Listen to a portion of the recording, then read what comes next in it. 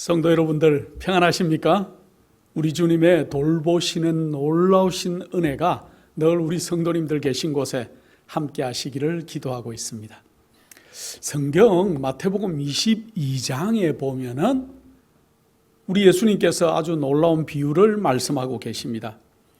이 마태복음 22장 1절로 14절에 보면은 혼인잔치에 초청하는 그러한 내용들, 여러분들이 익히 알고 있는 내용의 그러한 비유를 말씀하십니다. 근데 이 비유는 사실은 어떤 의미로 말씀을 하셨냐 하면은 유대인들에게 마지막까지 하나님께서 인내하시고 기다리시고 그들을 초청하셨지만은 그들이 끝끝내 거절하고, 그래서 이제 이 복음이 유대인들에게는 이제 은혜의 시간이 끝이 나고 이제 이방의 백성들의 아무에게나 그렇게 복음이 다 전파된다는 놀라운 내용을 담고 있습니다. 그래서 여러분들이 잘 아는 내용처럼 어떤 주인이 이제 왕이 이렇게 그 혼인잔치를 배설해서 다 사람들을 다 초청했지요. 그랬는데 뭐라고 핑계합니까? 나는 밭을 갈아야 돼서 못 가겠습니다. 어떤 사람은 나 오늘 소를 사러 가야 돼서 못 하겠습니다. 또 어떤 사람은 우리 집에 오늘 우리 아들, 딸 장가 보내고 시집 보내야 되기 때문에 왕의 잔치에 참석하지 못하겠습니다 하고 다들 거절을 해요. 그러니까 왕이 이제 어떻게 얘기하는지 마태복음 22장 8절로 14절에 얘기가 나오는데 잠깐 제가 한번 읽어보겠습니다. 종들에게 이르되 혼인잔치는 예비되었으나 청한 사람들은 합당치 아니하니 사거리 길에 가서 사람을 만나는 대로 혼인잔치에 청하여 오느라 한대. 10절입니다. 종들이 길에 나가 악한 자나 선한 자나 만나는 대로 모두 데려오니 혼인자리에 손이 가득한지라. 11절. 임금이 손을 보러 들어올새 거기서 예복을 입지 않은 한 사람을 보고 가로되 친구여 어찌하여 예복을 입지 않고 여기에 들어왔느냐 하니 저가 유구무원이거늘. 13절입니다. 임금이 사환에게 말하되 그 수족을 결박하여 바깥 어둠에 내어 던지라. 거기서 슬피 울며 이를 갈미 있으리라 하니라. 청함을 받은 자는 많되 택함을 받은 자는 적으니라 하고 이 비유의 말씀을 적고 있습니다.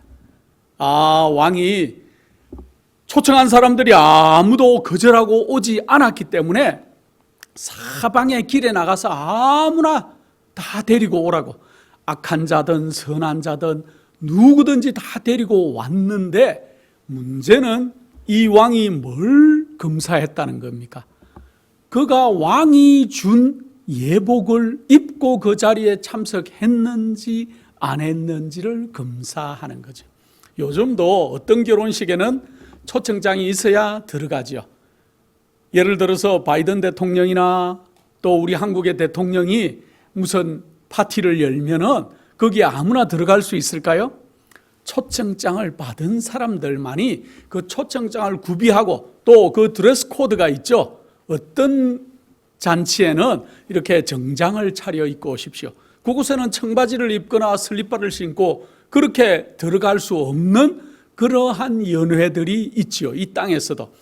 이 비유의 말씀도 마찬가지입니다. 왕이 잔치에 참석할 사람들에게 예복을 다 나눠주고 그 예복을 입고 오라고 했지만은 어떤 사람들은 예복을 입고 오지 않았기 때문에 그 잔치에 참석할 수 없고 바깥 어두운 데 내어 던지라 그랬죠. 왜 마지막 심판에는 예복을 입어야 되는지, 이제 이 땅의 마지막이 다 끝나가는데 이제 왕의 혼인잔치가 거의 이제 끝이 나려고 하는 이 지점에 우리는 왜 왕의 예복을 입어야 될까요? 이 예복은 무엇을 상징하는지 우리가 잠깐 한번 생각해 보겠습니다. 계시록 19장에는 이 왕의 혼인잔치를 또 다른 모습으로 표현하고 있습니다. 킹 제임스 영어 버전 성경을 해석한 걸 제가 읽어드리겠습니다. 기뻐하고 즐거워하라. 그분께 영광을 돌리세. 이는 어린 양의 혼인식이 다가왔고 그 아내도 자신을 예비하였습니다. 이제 그에게 허락하사 정결하고 흰 세마포를 입게 하셨으니 이는 성도들의 의라 그랬습니다. 우리 한국 성경에 보면은 성도들의 옳은 행실이라고 그렇게 표현하고 있지만은 킹제임스 영어 버전 성경을 그대로 번역하면은 성도들의 의라고 그렇게 우리가 표현할 수가 있습니다. 마태복음 22장에는 왕의 잔치에 온 사람들을 누구로 표현합니까? 손님으로 표현합니다. 계시록 19장에는 신부로, 준비된 신부로 그렇게 표현하는데 동이 어떤 것이 나옵니까? 옷이 나오지요. 손님들은 예복을 입었나? 또 마지막 계시록 19장에 준비된 사람들에게는 흰 세마포를 입었다고 그렇게 표현하고 있습니다. 그래서 이 흰 세마포, 예복, 동일하게 성도들의 의라고 그렇게 표현을 하고 있어요. 이 옷을 입는다는 표현을 우리가 성경 어디에서 제일 먼저 볼 수 있습니까? 창세기에 보면은 하늘에서 아름다운 세마포 옷을 아담과 하와가 입고 있었던 것을, 영광의 옷을 입고 있었던 것을 우리가 성경에서 볼 수 있어요. 그들은 에덴 동산에서 정말 아름다운 가운데, 기쁨 가운데 하나님께서 입혀주신 영광의 옷을 입고 그들이 거닐었지만은 그들이 죄를 범하고 난 다음에는 어떻게 됐습니까? 그들이 벗었는 것을 느꼈다 그랬습니다.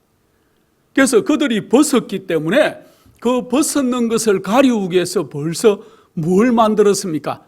하나님이 입혀주신 그러한 그 옷이 아닌 다른 옷을 입었는데 그것이 모아가 넓은 잎으로 치마처럼 그들의 중요한 부위들을 가렸다는 것들을 우리가 알 수 있어요. 오늘날 수많은 그리스도인들이 자신이 정말 거룩한 하나님의 의로운 세마포 옷을 입지 않았다는 것을 스스로 알고 있어요. 그래서 많은 사람들이 어떻게 합니까?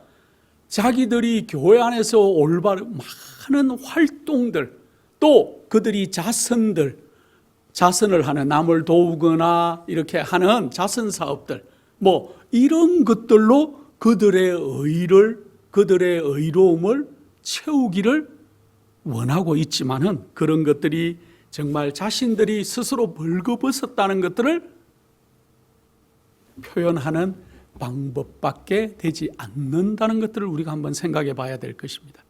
이사야 64장 6절에는 이사야 선지자는 우리의 의는 다 더러운 옷 같다 그랬습니다. 그래서 이 성도들의 옳은 행실이다, 성도들의 의다고 표현한 그 표현은 우리가 정말 우리의 아름다운 품성이 어떠해야 우리가 마지막 이 심판을 통과하고 왕의 잔치자리에 들어갈 수 있는지 아니면 거기서 내어 쫓김을 당할 건지를 결정하는 중요한 장치가 된다는 것들을 우리가 한번 생각해 봐야 될 것입니다. 그래서 마지막 계시록의 7교회 마지막에 속하는 라오디게아 교회에게 하나님께서는 뭐라고 얘기하십니까? 내가 너희를 권하노니 하고 얘기하면서 내게서 안약을 사고 뭘 사고 많은 얘기를 하지만 거기에 뭘 또 하라는 얘기가 나옵니까? 흰 옷을 사서 입어 벌거벗은 수치를 보이지 않게 하라고 그렇게 말씀하고 있습니다. 그래서 우리 마지막 백성들은 우리가 영적으로 우리 주님의 거룩한 옷을 입는 경험들을 해야 마지막 심판을 통과하고 우리가 죄를 승리하게 될 것인데, 과연 어떻게 해야 우리가 죄를 승리하는 백성들이 될지 생각해 봐야 될 것입니다. 사도 바울은 빌립보서 2장 5절에 너희 안에 이 마음을 품어라 곧 그리스도 예수의 마음이니 하고 우리를 권면하고 있습니다. 우리가 마음에 뭘 품으라고요? 그리스도 예수의 마음을 우리가 품어야 된다. 다른 게 다 필요가 없는 것 같습니다. 우리가 마지막 심판을 통과하고 마지막 왕의 잔치 자리에 참석하고 우리가 죄를 승리할 백성들의 한 가지 방법이 있다면은 너희 안에 뭘 품으라고요?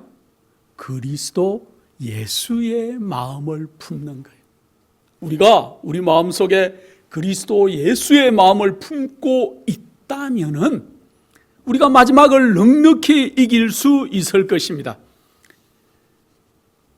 우리가 올바르게 행할 힘은 없지만은 올바른 편에 설 수 있는 올바른 선택은 우리가 할 수가 있다는 거예요. 죄를 승리하는 그러한 유일한 길은 우리의 선택에 달려 있다는 것들을 우리가 명심할 필요가 있습니다. 우리가 주님 편을 선택할 때 우리 주님께서 우리를 도우시겠다 그랬습니다. 여러분들 늘 마음에 결정을 하죠. 이 일을 할까 말까, 이 생각 저 생각. 그렇게 할 때 누구의 도움, 누구의 편에 서라고요? 우리 주님의 편에 서는 결정들을 할 때 우리 주님께서 우리를 도우시겠다는 거예요.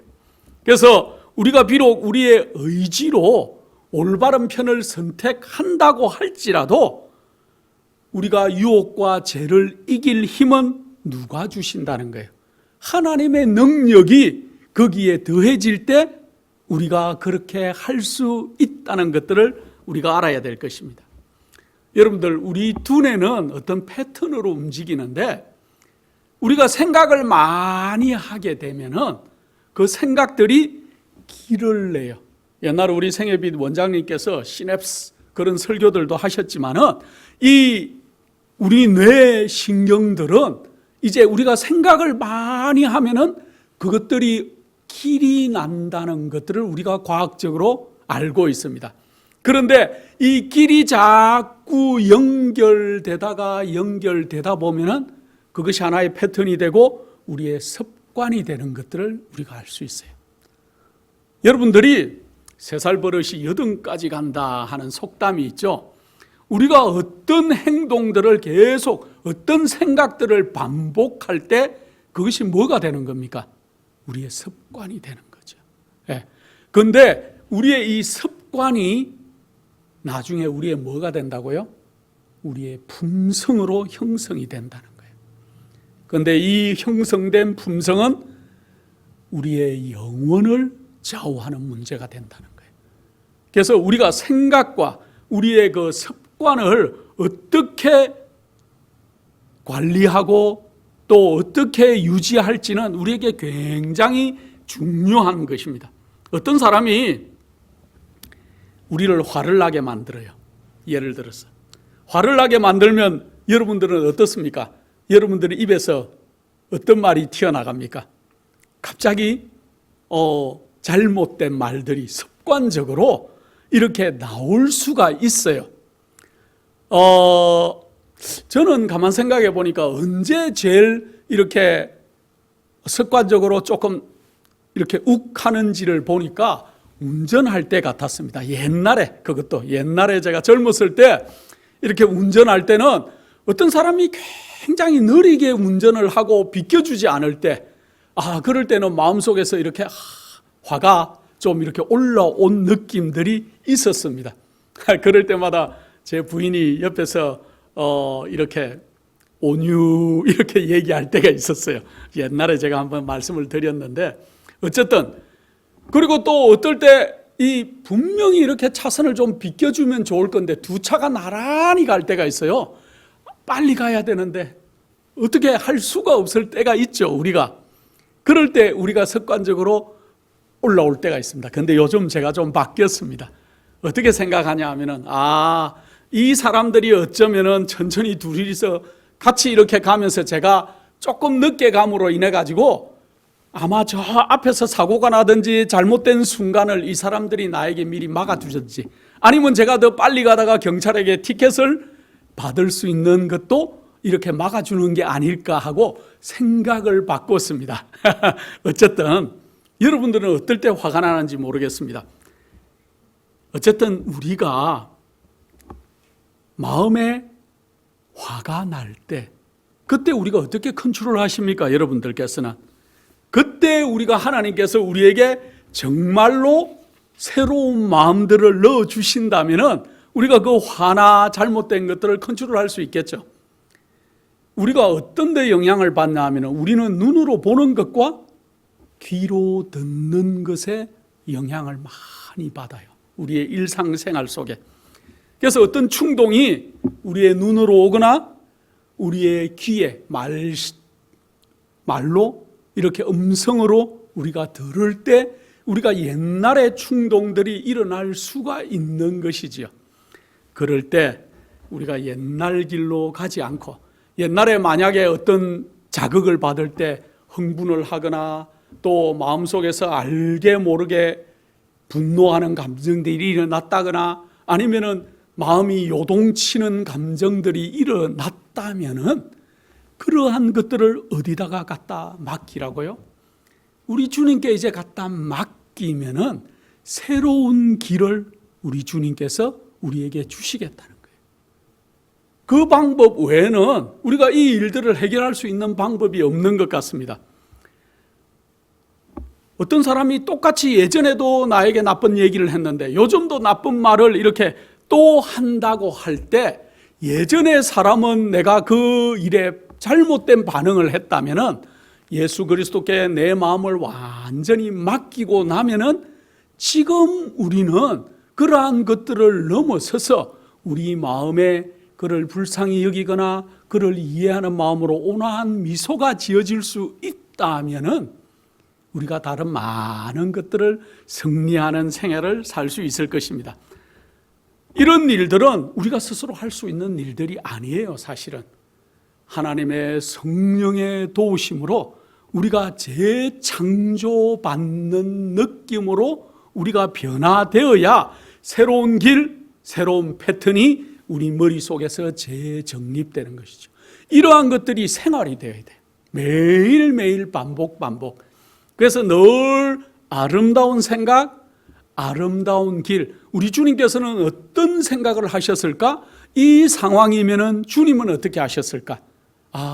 그 생각들을 우리가 계속 반복적으로 해야 될 것입니다. 그래서 이것은 내 의지와 결심으로 되는 것이 아니고 오직 주님의 능력을 간구할 때 우리가 그렇게 된다는 것이죠. 그것만이 유일하게 우리가 죄를 승리할 수 있는 방법인 것 같습니다. 죄를 이기려면은 먼저 우리 생각이 깨끗해야 돼요. 생각이 깨끗하지 않으면은 우리가 절대로 죄를 승리할 수 없다는 겁니다. 죄는 어디에 생겨요? 우리 마음에 생기는 거죠. 사실은 행동 이전에 우리의 생각 속에 죄가 있고 우리의 마음에 죄를 품게 되면은 결국은 우리가 마지막에는 그 행동으로 옮기게 되고 계속 옮기는 그 행동이 우리의 습관이 된다는 거죠. 그래서 생각을 제어할 수 있어야 돼요. 죄를 다룰 때 우리 마음의 생각과 우리 마음을 잘 다뤄야 돼요. 부패한 상상이나 생각들이 우리 속에 밀려올 때 얼른 우리의 생각을 어디로요? 우리 주님의 보좌로 올려보내는 그러한 연습들을 해야 될 것입니다. 여러분들 생각이 여러분들의 마음을 지배합니까? 여러분들의 마음을 지배해요. 여러분들의 얼굴의 표정도 여러분들의 생각이 좌우하는 거예요.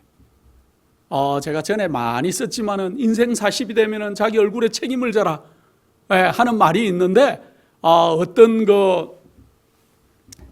성당에 신부님이 강의하는 걸 제가 짤로 돌아다니는 걸 몇 개 봤습니다. 그런데 신부님들도 한 60년 이렇게 신부로 봉사하고 나면 사람을 보면 다 얼굴을 알겠다고 누가 강의하는 걸 제가 들어봤습니다. 맞는 말인 것 같아요. 우리의 얼굴 속에 우리의 생각과 우리의 삶의 여정이 드러나게 되어 있어요. 그 사람의 생각이 그 사람의 얼굴에 드러나 있죠. 마음을 우리가 볼 수 없기 때문에 어떤 현자는 그런 얘기를 하죠. 그 사람의 마음을 볼 수 없기 때문에 하나님이 얼굴을 주셨다고. 그래서 얼굴에 그 사람의 생각과 근심과 걱정이 다 드러나 있어요. 우리가 하나님께 온전히 맡긴 사람의 얼굴 표정은 달라질 것입니다. 그래서 우리가 매일 거울을 좀 자주 보시고 웃는 연습도 자주 좀 하시고 그리고 생각을 바꾸셔야 될 거예요. 좋지 않은 생각이나 상상이 우리를 끌어내리려고 그렇게 할 때 어떻게 해야 될까요? 우리가 얼른 하나님께 이 생각들을 갖다 내어 맡기는 연습들을 하셔야 될 것입니다. 하루에 여러분들이 얼마나 그 마음의 생각 속에서 여러분들의 인생이 좌우되는지를 한번 생각하시고, 왜냐하면은 마귀가 우리를 넘어뜨리려고 하는데 우리의 생각이 거룩하고 순결하고 하늘에 머물러 있다면은 절대로 사단이 우리를 침노하지 못할 것이다 그랬습니다. 성경에 보면은 죄에 대한 승리를 약속한 그러한 성경정들이 몇 개가 있습니다. 제가 오늘 몇 개만 함께 소개해 보겠습니다. 고린도전서 10장 13절입니다. 사람이 감당할 시험 밖에는 너에게 당할 것이 없나니 오직 하나님은 미쁘사 너희가 감당치 못할 시험 당함을 허락지 아니하시고 시험 당할 점에 또한 피할 길을 내사 너희로 능히 감당하게 하시느니라. 정말 좋죠, 이 성경절이.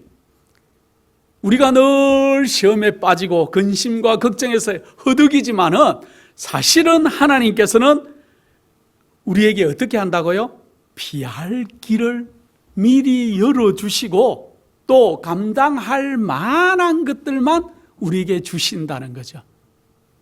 정말 아멘 아닙니까? 하나님을 온전히 신뢰해야 될 것입니다. 주의 말씀이 정말 날 붙드는 힘이 되고 우리가 이기는 힘이 되도록 말씀을 우리가 붙들어야 될 것입니다. 고린도후서 10장 5절에는 또 이렇게 말씀하십니다. 모든 이론을 파하며 하나님 아는 것을 대적하여 높아진 것을 다 파하고 모든 생각을 사로잡아 그리스도에게 복종케 하니. 이거보다 좋은 말씀이 있을까요? 무엇을 붙잡아 주시겠다고요? 우리의 생각을 붙잡아서 그리스도께 복종하게 해주겠다는 거예요. 이 말씀을 믿고 우리가 의지한다면 우리의 생각을 그리스도께 복종하기만 한다면 우리를 어떻게 하겠다는 거예요? 죄에서 승리하게 만들어 주겠다는 거예요. 생각이 제일 문제인 것 같아요. 많은 사람들이 근심 걱정에 쌓이는데 그 이유가 뭔지 아십니까? 오지 않은 것들이에요. 과거는 지나갔어요. 어제의 일은 지나갔고 어떤 것들은 해결이 되었고, 그러나 많은 사람들의 근심과 걱정과 염려 가운데 있는 것들은 오지 않은 것들이에요. 내 어카운트가 이제 점점 줄어가는데 어떡하지? 어떡하기는 뭘 어떡합니까? 하나님께 도움을 구하시면 되지요. 그런데 하나님께서 분명히 길을 열어주실 것인데 그것을 아직 온전히 믿지 못하기 때문에 우리는 근심 걱정을 합니다. 내 아이가 이렇게 돼야 되는데 어떡하지?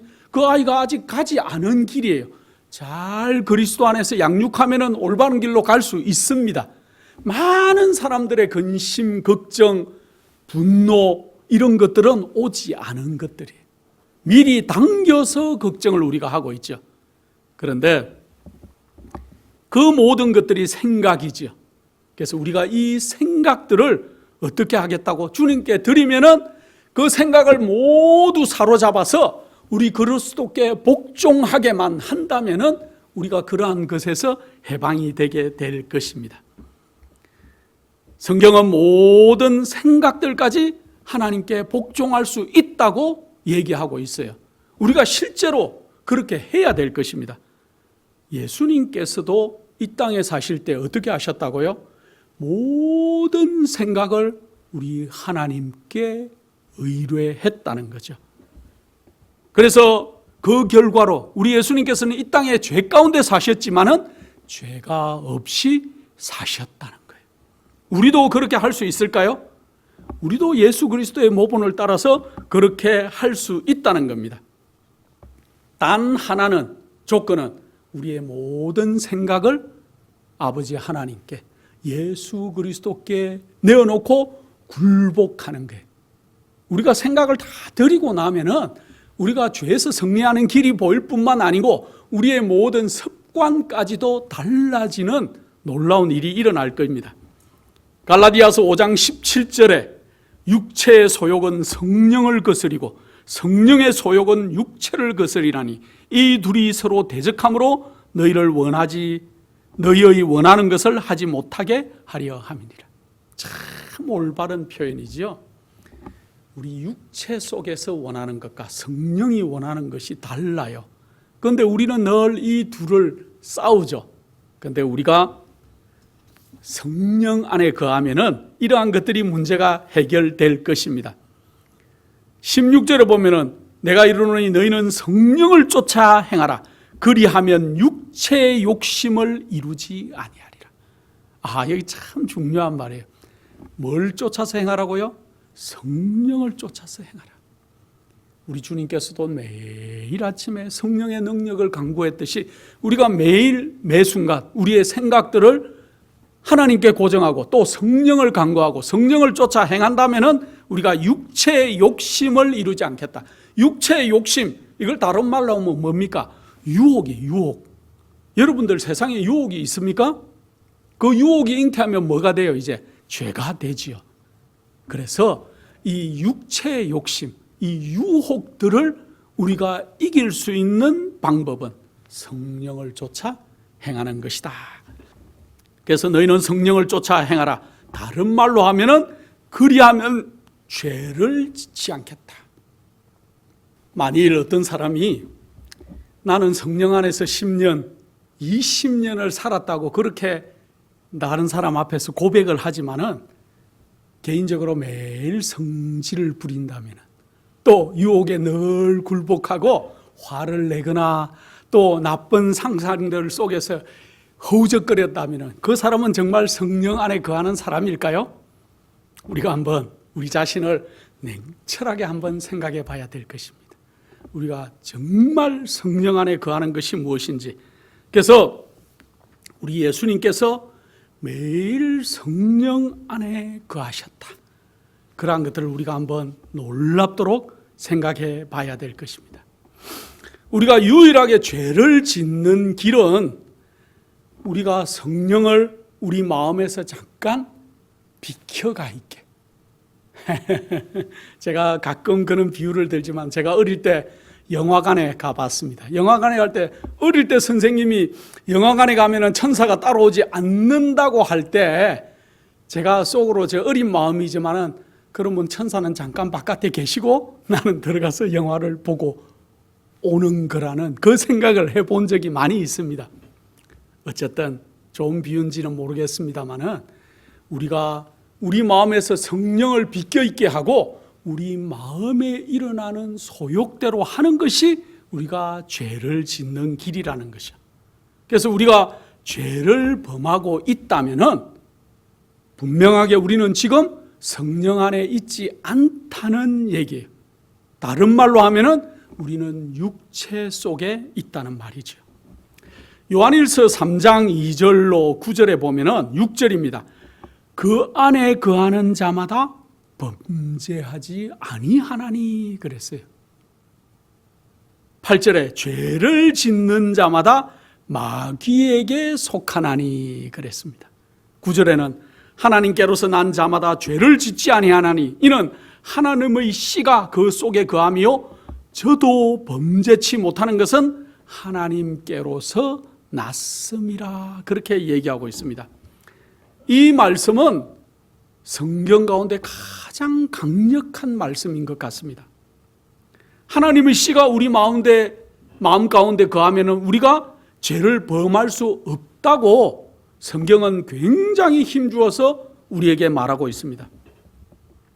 6절에 보면은 그 안에 거하는 자마다 현재 죄를 짓지 않고 있다고 얘기합니다. 8절에는 현재 죄를 만약에 짓고 있다면 그는 누구에게 속한 사람이라고요? 마귀에게 속한 사람이다. 여러분들은 지금 하나님께 속한 사람인지 마귀에게 속한 사람인지를 내가 교회를 다니든지 교회를 다니지 않든지 내가 그리스도를 믿든지 믿지 않든지 판단할 수 있는 것은 우리가 명확한 것 같습니다. 현재 우리가 죄 가운데 있다면 우리는 누구에게 속한 사람이라고요? 아무리 내가 교회에서 활동을 많이 하고 내가 아무리 자선 사업을 많이 하고 올바른 것들을 많이 한다고 남들에게 광고하지만은 우리는 마귀에 속한 사람이라는 거예요. 우리는 그러므로 죄를 짓든지 순종하든지 둘 중에 하나예요.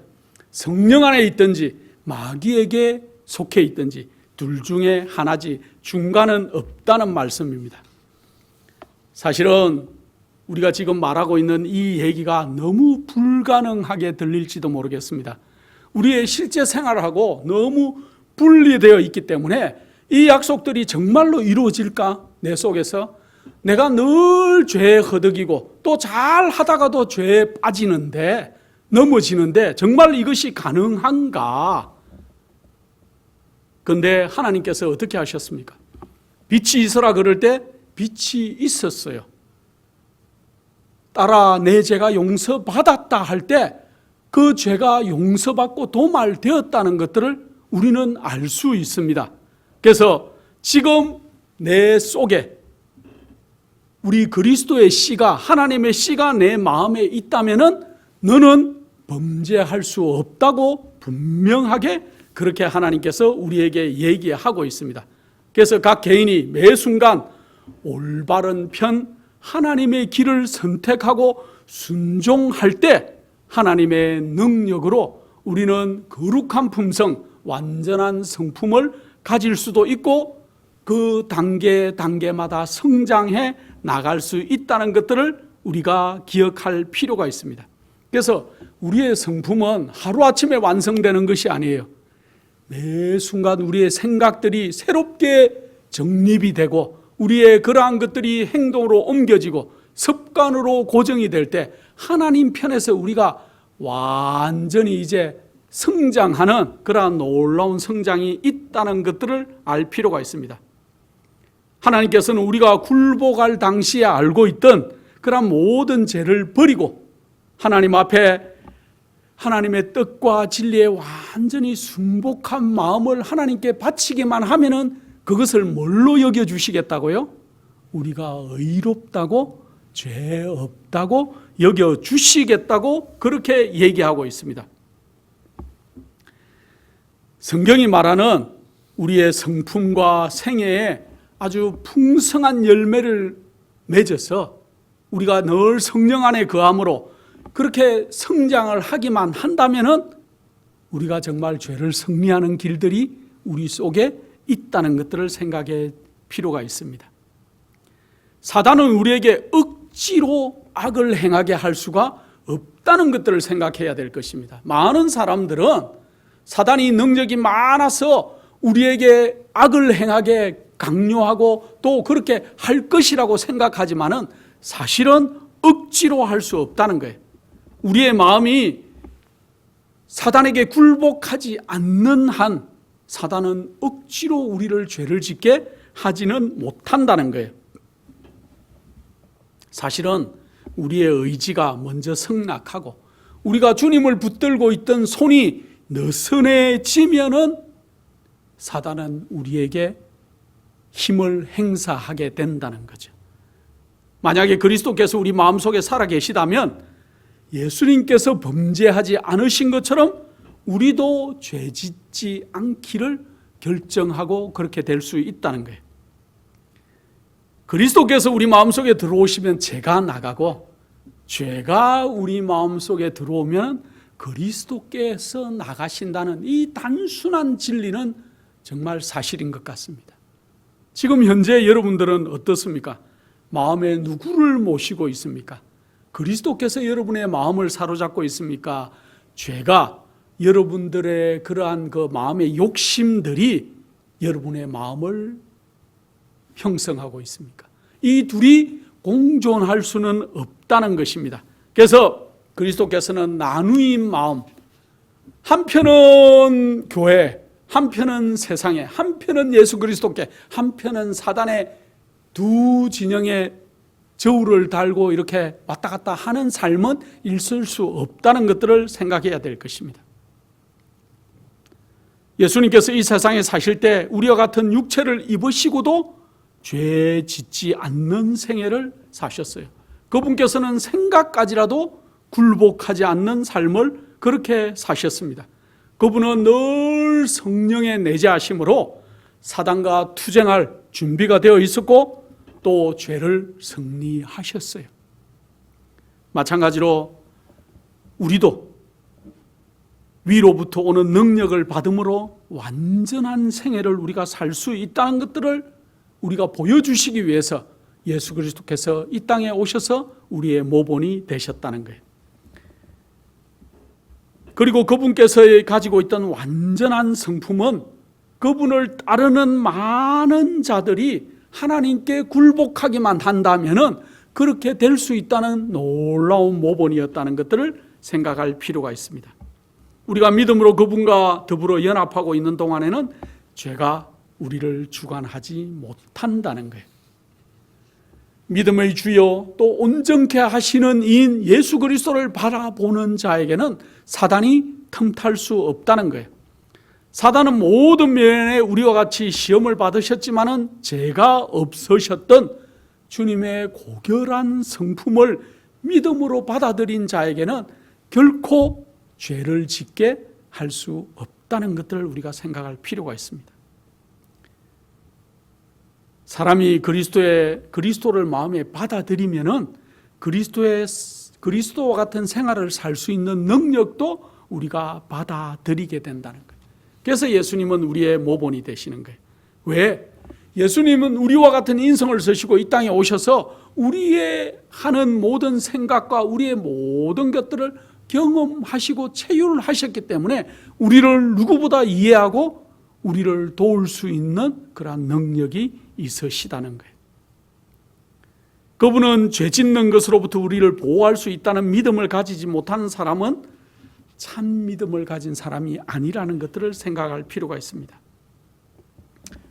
여러분은 예수 그리스도를 정말 믿는 참 믿음을 가지고 계신지, 또 예수 그리스도의 은혜와 믿음으로 또 그리스도의 능력으로 우리가 죄짓지 않고 살 수 있다는 것을 정말로 믿고 계신지 한번 생각해 봐야 될 것입니다. 우리는 진짜 진정한 마지막 백성이라면은 베레아 사람들이 정말 성경을 열심히 탐구하고 이것이 옳은가 하고 연구했던 것과 마찬가지로 우리 예수 그리스도에 대해서 더 진지하게 고민하고 연구하는 그러한 성경 연구가 뒤따라야 될 것입니다. 그래서 예수님께서 행하신 삶은 어떤 것이었는지, 예수님께서 성령을 의지한 삶은 어떤 삶이었는지를 더 진지하게 받아들이고 연구하는 백성이 되어야 될 것입니다. 그렇게 할 때 죄를 승리하고 마지막 심판을 통과하는 백성들이 우리가 될 것입니다. 그것은 우리의 힘이 아니라고 말씀드렸죠. 하나님의 능력을 의지하는 거예요. 나는 포도나무요 너희는 가지니 붙어만 있으라고 말씀하시는 주님의 말씀처럼 우리가 우리의 모든 생각을 아버지 하나님께 접목시키고 예수 그리스도께 손을 뻗어서 도움을 요청하기만 하면은 우리가 그렇게 될 것이라고 얘기합니다. 많은 사람들은 나사로가 죽었다가 살아난 사건을 정말로 기적이라고 성경에서 얘기를 많이 해요. 그러나 그 나사로가 죽었다가 살아난 기적보다 더 큰 기적은 죄에 빠져서 헤매이던 우리가 예수 그리스도를 바라봄으로 죄를 승리하는 믿음의 백성이 되고 마지막에 왕의 잔치에 참석하고 죄를 승리하는 것은 정말로 더 큰 영적인 은혜의 기적인 것이죠. 그래서 우리가 하나님의 능력으로 이러한 모든 것들이 가능하다는 생각을 우리가 가지고 우리의 생각을 하나님께 고정해야 될 것입니다. 많은 사람들은 우리 주님께서 왜 이렇게 빨리 오시지 않는가 얘기해요. 그런데 사실은 우리가 주님의 재림을 더 지체시키고 지체시키고 있다는 것들을 생각해 봐야 될 것입니다. 빨리 오실 수 없도록 우리가 지금 만들고 있는 형편이 아닌가. 노아 홍수 당시에 그 많은 사람들이 이 땅에 존재했지만은 120년간 외친 노아의 외침에도 마지막에 다 물러가고 8명의 사람들이 구원을 받았다는 것들을 기억할 필요가 있습니다. 계시록 16장 15절 마지막으로 보라 내 자 도적같이 오리니 깨어 자기 옷을 지켜 벌거벗고 다니지 아니하며 자기의 부끄러움을 보이지 않는 자가 복이 있다 그랬습니다. 왕의 잔치 자리에 어떤 사람들을 초청한다고요? 의복을 입은 자, 예복을 입은 자. 그 거룩한 예복은 우리의 성도들의 옳은 의, 옳은 행실이라고, 죄를 승리하는 거룩한 행실이라는 것들을 우리가 생각할 필요가 있습니다. 마지막 하나님은 이런 경고를 합니다. 조심하라.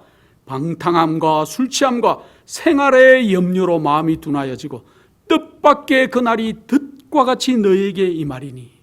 이 경고의 말씀을 기억하시고 세상에 마음을 두기보다 우리의 모든 생각을 우리 주님께로 고정하는 거룩한 백성들로 성장해 나가시는 우리 온 성도님들이 되시기를 간절한 마음으로 축원합니다.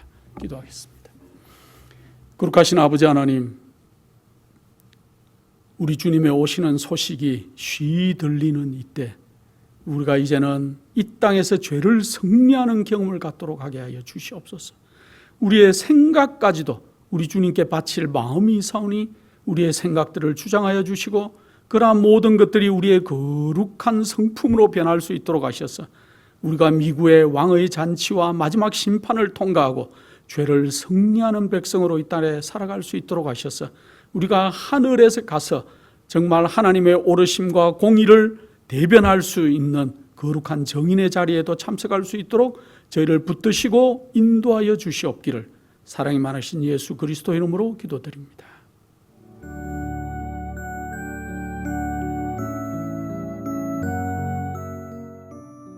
예수님의 재림이 가까워오고 있습니다. 지금은 영원한 하늘을 위해 준비해야 될 때입니다. 머지않아 우리의 재물은 아무 쓸모없는 것이 되고 말 것입니다. 하나님께 은혜를 받으셨다면 받으신 축복을 생애의 빛 복음 사업을 위해서 나누지 않으시렵니까? 헌신하시는 성도님들의 손길에 하나님께서 후히 갚아주실 것입니다. 후원해 주시는 모든 성도님들께 감사드립니다.